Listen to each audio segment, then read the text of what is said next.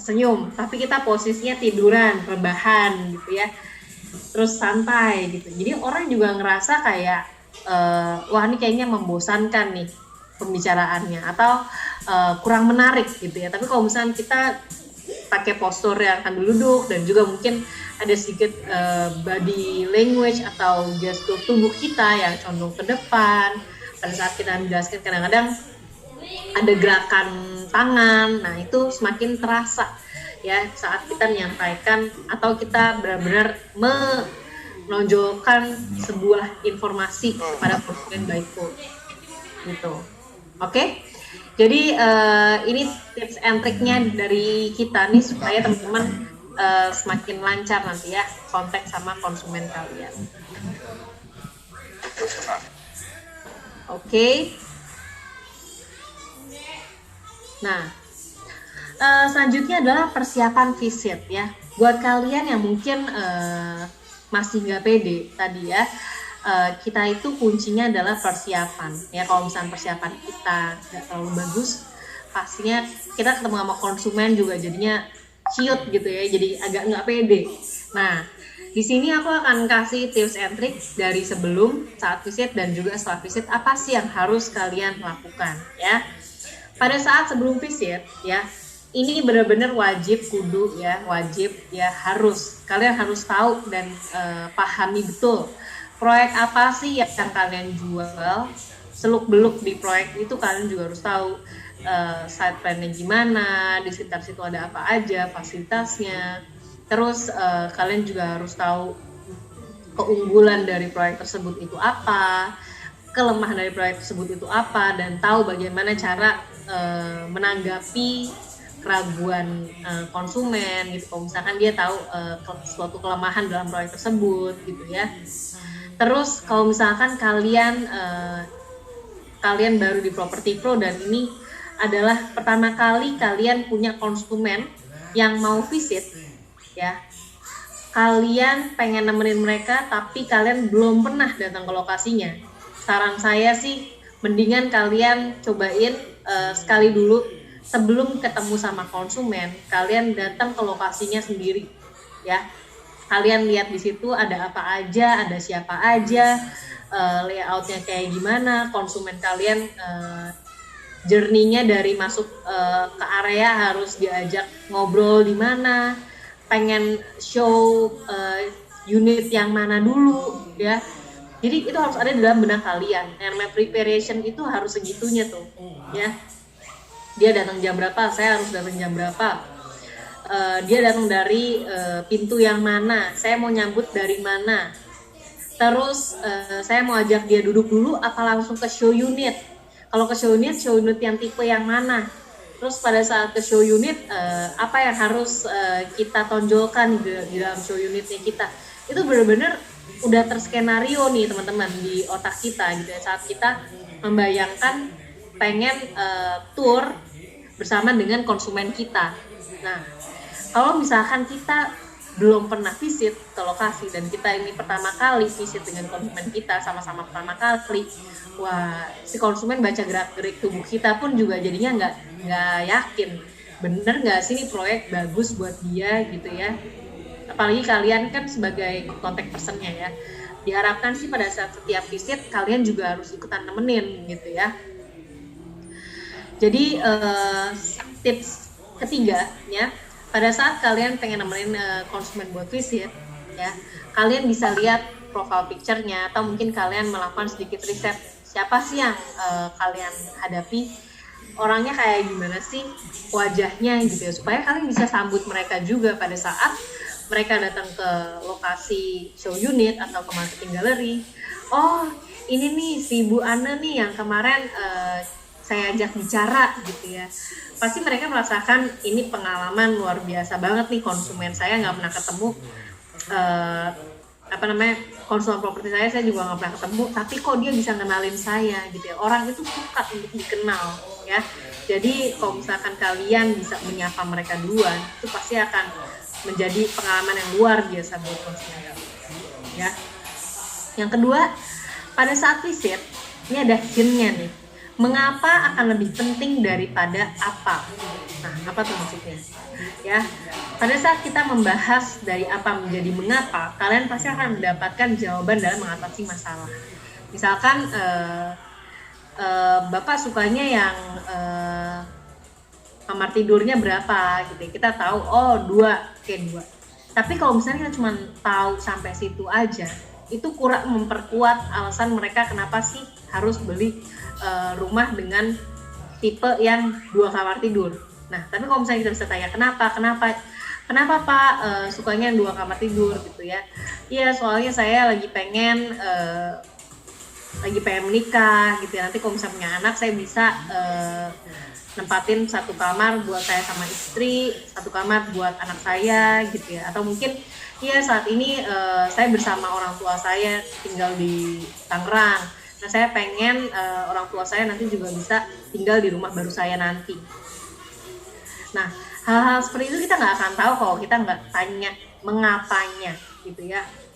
Jadi jangan cuman tahu luarannya aja gitu ya. Kalau misalnya bawang, ya orang itu kan kadang-kadang pemikirannya tuh kayak bawang ya, layernya tuh banyak gitu. Jadi kalau misalkan kalian pengen tahu detail dan semakin dalam mengenai kebutuhan orang itu, nah kita harus buka tuh layer per layernya. Kadang-kadang orang juga nggak akan terbuka langsung gitu ya ke intinya, tapi biasanya luarnya dulu, nggak dulu deh gitu ya. Atau mungkin ya mau cari rumah, nah rumah kayak apa kita juga nggak tahu gitu ya.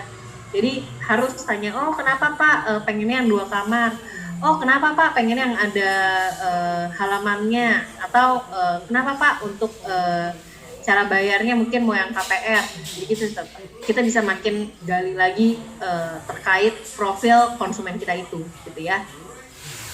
Dan yang ketiga, setelah visit ternyata mereka belum kasih kita reservation atau booking fee. Nah, kita bisa follow up ke mereka ya.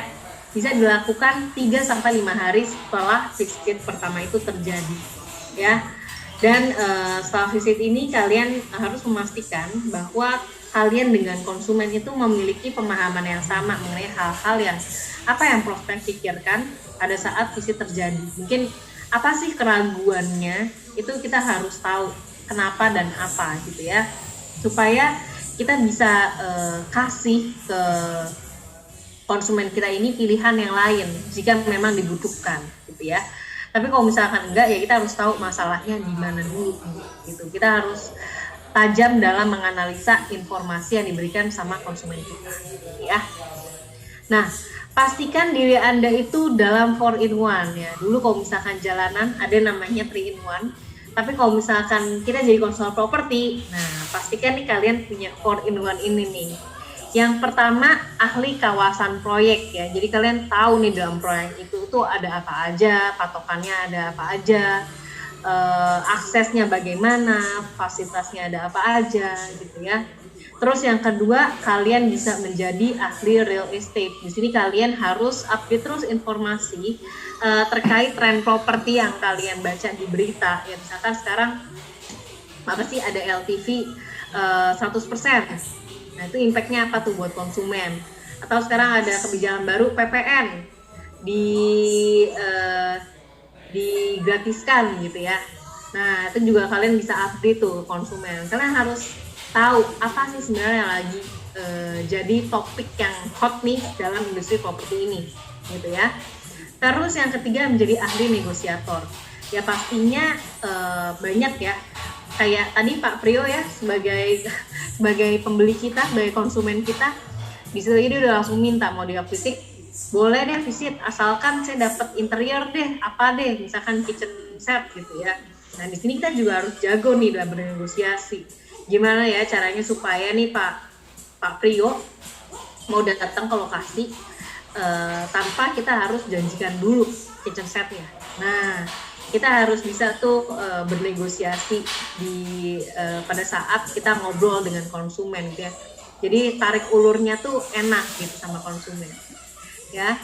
Dan yang terakhir, yang penting ya menjadi ahli dalam memproses informasi, karena kadang kebanyakan dari konsultan properti yang saya tahu, mereka suka berasumsi dan kurang menggali kebutuhan konsumen, kondisinya gitu ya. Itu bagaimana kita bisa mengedukasi mereka dan juga mengambil feedbacknya dari si konsumen, itu yang pentingnya. Jadi kita bisa tahu apakah dia punya daya beli untuk proyek yang saya jual, atau lebih baik saya kasih proyek lain sesuai dengan budget yang dia punya. Nah, kayak gitu teman-teman ya, harus ahli dalam memproses informasi. Nah, kalau misalkan kita juga pengen follow up teman-teman ya, kan kita tahu ada yang namanya hot prospect, ada yang warm prospect, sama ada cold prospect. Nah, di sini kalian bisa lihat kalau misalkan ternyata setelah visit dia benar-benar hot prospect, nah kita benar-benar harus follow up 0 sampai 1 bulan ya. Kita tempel terus. Yang pasti kita bisa menjadwalkan visit selanjutnya kalau misalkan dia yang visit pertama masih ragu-ragu. Yang kedua, kita bisa follow up hasil percakapan atau visit kita yang terakhir. Terus kita bisa kasih rekomendasi kepastian tahap selanjutnya ini harus diapain sih gitu ya. Dan yang terakhir, setiap 3 hari kalau bisa 2 kali seminggu kita follow up terus ya. Kita tanya lagi nih terkait kebutuhannya, pertimbangannya gitu ya.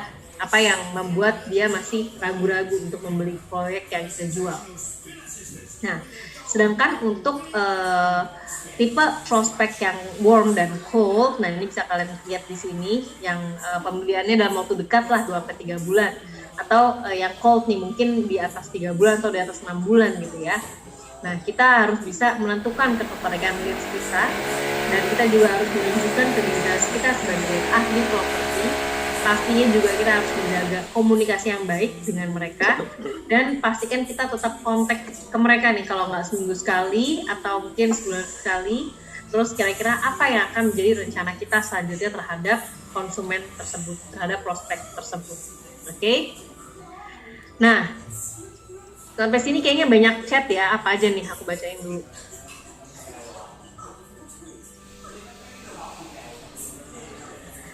Paniko, benar-benar harus visit berarti buat tahu side plan-nya dan selling point-nya ya. Yes Pak, betul. Makanya kalau misalkan kita nih selalu ngulang-ngulang, untuk pilih proyek fokus itu nggak usah terlalu banyak, karena ya kapasitas otak kita kan juga terbatas ya Pak ya.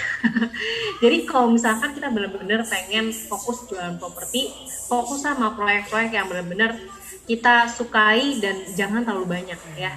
2 dulu aja, kalau misalkan pengen nambah ya 2-3 lah, jangan sampai 10 proyek, karena kita juga nggak bisa nih mengerti dan menghafal setiap proyek yang ada di dalam aplikasi Properti Pro, itu juga udah nggak mungkin ya. Gitu.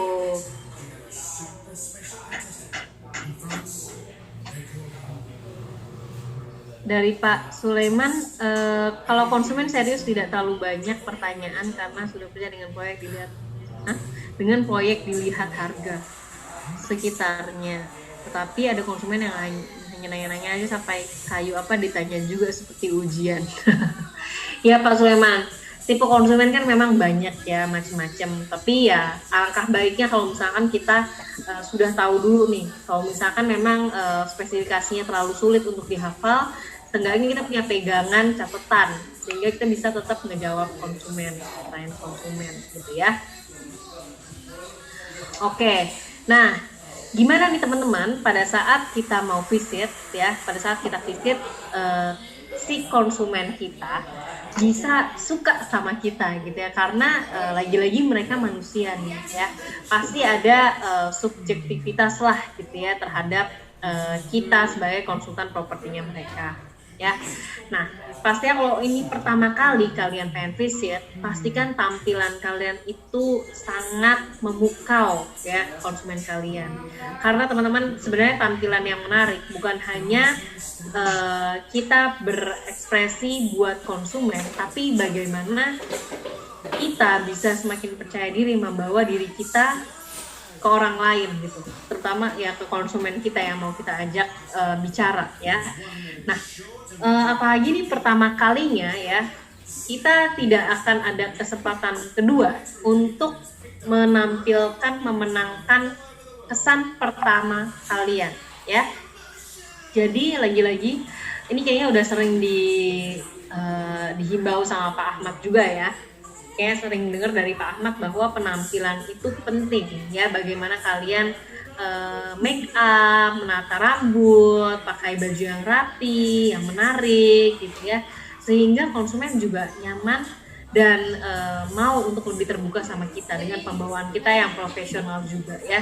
Jangan kita datang sama konsumen pakai sendal jepit, pakai jeans yang bolong-bolong, pakai kaos yang udah belel, rambut berantakan. Nah itu harus dihindari tuh teman-teman. Sekarang kalian udah menjadi konsumen properti, tampilan kalian pun harus profesional gitu ya, harus memukau ya. Nah, kalau yang cewek biasanya mungkin harus pakai make up ya. Kalau sekarang mungkin pakai masker, tapi tetap nggak apa-apa harus mungkin matanya dan alisnya dirapihin supaya pada saat kita berinteraksi dengan konsumen, menatap mata, keindahan itu juga tetap terpancar ya. Terus kalau cowok tuh biasanya rambutnya mungkin agak acak-acakan, bisa pakai gel, jadi supaya kelihatan fresh ya dari pagi sampai sore, tetap kelihatan fresh dan seger, enak dipandang mata juga nih oleh konsumen. Gitu. Nah, pada saat kita awal nih ketemu, misalkan kita pengen menyambut konsumen kita di depan marketing gallery gitu ya. Nah, ini postur yang kita sarankan buat teman-teman lakukan ya. Yang pastinya bajunya dan tampilan udah rapi, jangan lupa sapa ya dengan senyuman, walaupun mungkin pakai masker nggak kelihatan juga senyumnya, tapi dari pancaran matanya itu bisa kelihatan ya. Jadi dari matanya juga harus kelihatan kita lagi senyum, dan juga lambaikan tangan, berdirinya juga nggak harus yang kaku-kaku banget ya. Di sini kalau misalkan dikasih kisi-kisi itu 6-8 inci jarak antara kaki kanan dan kiri gitu. Jadi nggak usah terlalu rapet yang kayak di kanan gitu ya. Terus kalau misalkan kita lagi ngobrol sama konsumen di meja dealing ya, dealing table. Nah, kalau misalkan agak berantakan ini harus kita rapihin ya. Jadi kalau misalkan kita duduk nih berhadapan dengan konsumen ya, gunakan gesture secukupnya sesuai dengan nih tipe kepribadian konsumen itu kayak gimana sih, harus banyak gerakankah atau mungkin lebih calm gitu ya, lebih kalem di depan konsumen. Terus pastinya eye contact harus terus kalau misalkan pakai kemeja nggak usah dikancing sampai atas banget gitu ya.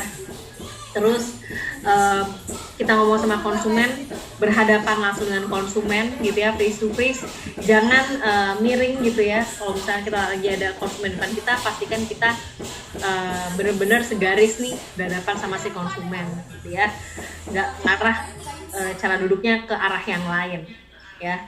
Terus pada saat kita ngobrol juga kalau boleh kita agak condong ke depan supaya memperlihatkan bahwa kita ingin memahami dia dan mendengarkan informasi apapun yang disampaikan oleh konsumen kita gitu ya.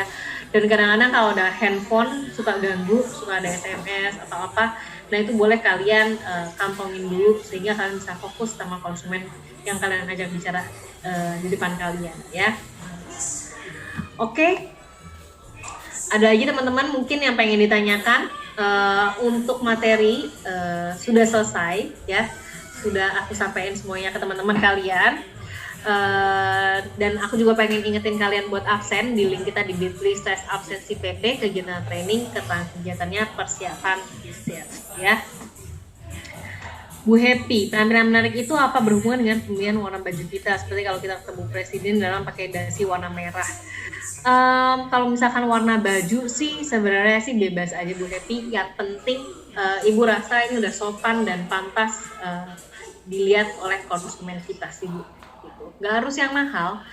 Yang sopan dan rapih itu bersih ya, pastinya bersih, tidak terlihat kusam.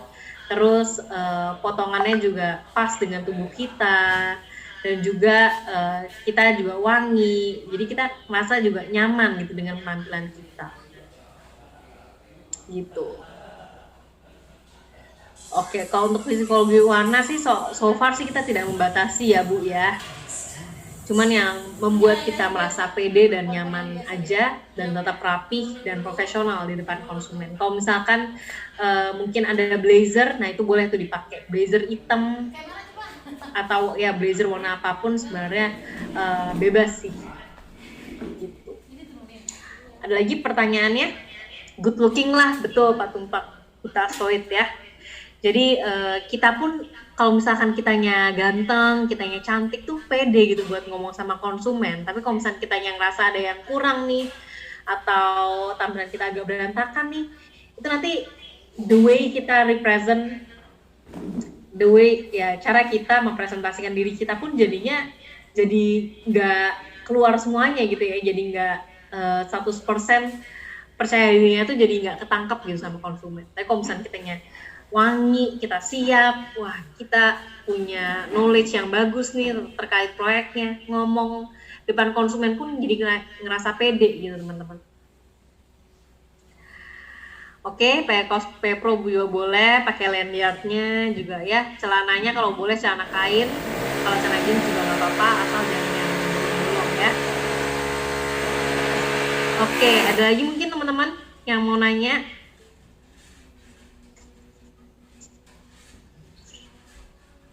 Masker membantu menghalangi napas tidak sedap. Ya, benar sih sejujurnya. Jadi jangan buka masker di depan konsumen ya. Karena ya pastinya protokol kesehatan juga harus tetap dijalankan ya.